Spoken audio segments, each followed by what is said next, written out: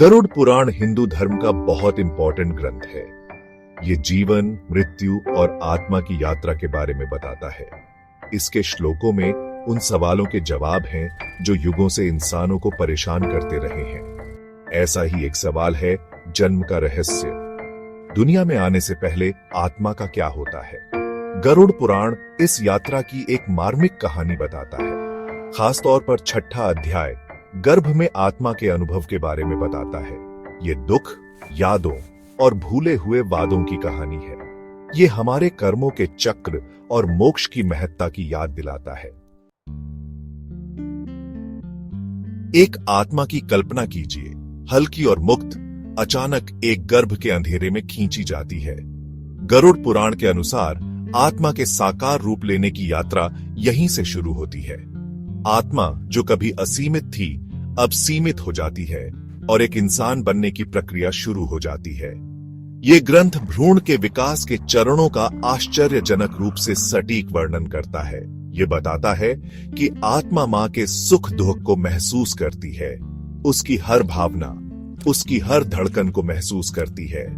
आत्मा एक मूक गवाह है जो विकासशील शरीर के साथ बढ़ती है। गर्भ के अंदर आत्मा बेहोश नहीं होती। गरुड़ पुराण कहता है कि आत्मा को अपने पिछले जन्म याद रहते हैं। वो अपने कर्मों के परिणामों को फिर से जीती है, अच्छे और बुरे दोनों। ये यादें सुखद नहीं होती।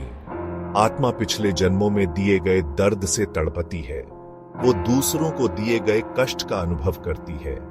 ये गहन आत्मनिरीक्षण और पछतावे का समय होता है। गरुड़ पुराण हमें याद दिलाता है कि ये दुख कर्मों का परिणाम है। इस दुख के बीच आत्मा एक वादा करती है। वो एक धार्मिक जीवन जीने का वादा करती है। वो कर्मों के चक्र से मुक्त होने की इच्छा रखती है। आत्मा पाप से बचने और मोक्ष प्राप्त करने का वादा करती है। दुख से उत्पन्न ये वादा शुद्ध और हार्दिक होता है। हालांकि गरुड़ पुराण एक आशाजनक बात पर खत्म नहीं होता। ये माया के बारे में बताता है, वो भ्रम जो जन्म के बाद हमारी धारणा को ढंक लेता है। आत्मा एक बार जन्म लेने के बाद अपने वादे भूल जाती है। वो भौतिक संसार में उलझ जाती है। फिर से वही चक्र शुरू हो जाता है। गरुड़ पुराण अपनी सजीव कल्पना और गहन संदेश के माध्यम से हमें अपने असली स्वरूप को याद रखने का आग्रह करता है। ये हमें माया के पर्दे को हटाकर देखने के लिए कहता है। तभी हम दुखों के चक्र से मुक्त होकर मोक्ष प्राप्त कर सकते हैं।